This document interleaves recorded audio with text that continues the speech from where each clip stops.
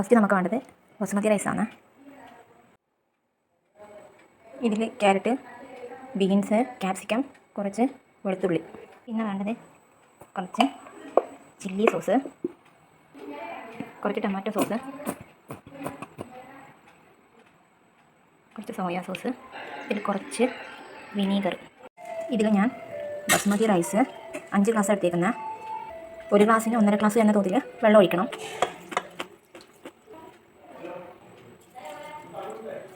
ഇതിൻ്റെ ഒരു secret ingredient ആണ് ചിക്കൻ മാഗി ക്യൂബ്സ് ഇടുക. റൈസ് കുക്കറിൽ ഒരു വിസിൽ കഴിഞ്ഞിട്ട് അത് ഓഫാക്കാം. എന്നിട്ട് ഗ്യാസ് മൊത്തം പോകാൻ വേണ്ടി വെയിറ്റ് ചെയ്യാം. എന്നിട്ട് തണുത്തതിന് ശേഷം ചെമ്മീൻ വെച്ചിട്ടാണ് ഈ ഫ്രൈഡ് റൈസ് ഉണ്ടാക്കിയെടുക്കുന്നത്.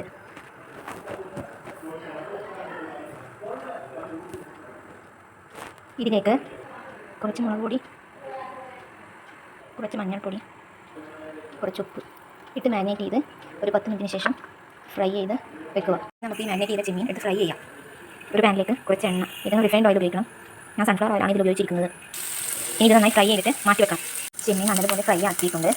ഈ പാനിലേക്ക് തന്നെ, ഈ സെയിം പാനിലേക്ക് തന്നെ കുറച്ച് ഓയിൽ ഒഴിക്കുക. എന്നിട്ട് ഞാനിവിടെ എടുത്തിരിക്കുന്നത് 4 മുട്ടയാണ്. 4 മുട്ടയൊന്ന് സ്ക്രാമ്പിൾ ചെയ്തെടുക്കണം.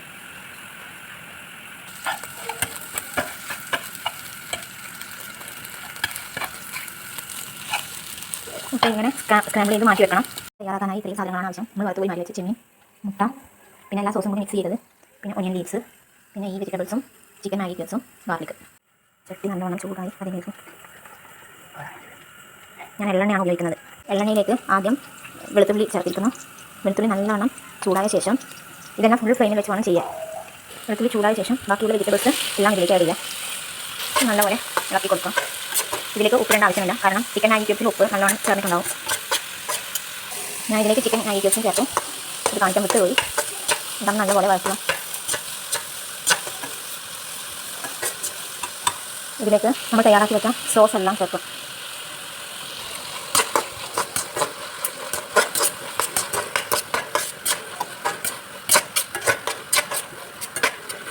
ഇതിലേക്ക് ചെമ്മീൻ ഫ്രൈ ചെയ്ത് വെച്ചത്, മുട്ട ചിക്കൻ എല്ലാം ചേർത്ത് നല്ലപോലെ മിക്സ് ചെയ്യാം.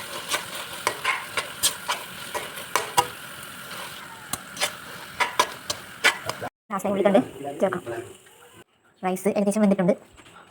ചോറ് നമ്മൾ ആ മിക്സിലേക്ക് മാറ്റിയിട്ടുണ്ട്. നമ്മൾ മസാലയാക്കിയ മിക്സിലേക്ക് മാറ്റിയിട്ടുണ്ട്. ഇനി അത് നല്ലപോലെ മിക്സ് ചെയ്യണം. അത് ഫുൾ ഫ്ലെയിമിൽ വെച്ച് തന്നെ മിക്സ് ചെയ്യാൻ ശ്രമിക്കാം.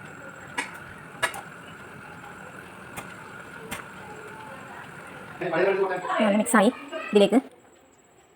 ഇതിലേക്ക് ഗാർണിഷ് ചെയ്യാനായി ഞാൻ മാറ്റി വെച്ച അല്പം ഒനിയൻ ലീവ്സ് ഇതിൽ ചേർക്കുകയാണ്. ഇനി നമുക്കിത് സെർവ് ചെയ്യാം.